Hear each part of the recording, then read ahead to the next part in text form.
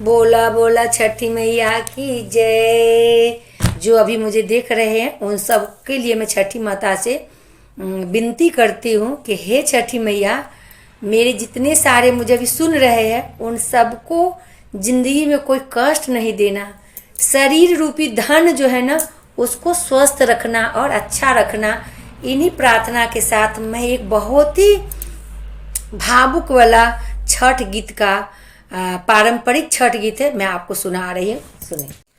आठ ही काठ के कोठरिया हो दीनानाथ, रूपे छान लागल के बार। आठ ही काठ के कोठरिया हो दीनानाथ, रूपे छान लागल के बार। ताही ऊपर सुतली हो दीनानाथ, बाझिन के वड़वा धैल ठाड़।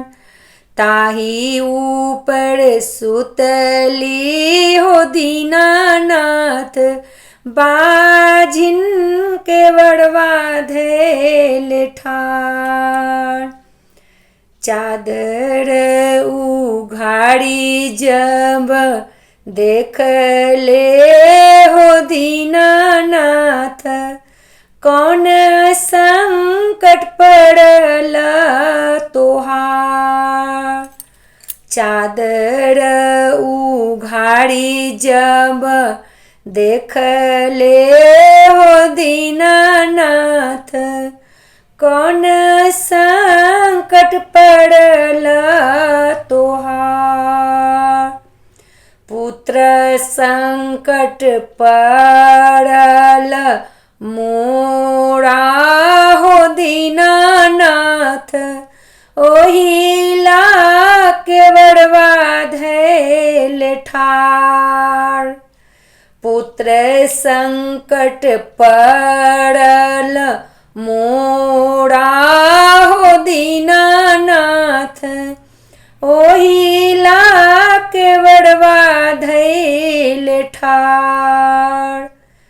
चादर उघाड़ी जब देख ले हो दीनानाथ, कौन संकट पड़ल तोहार।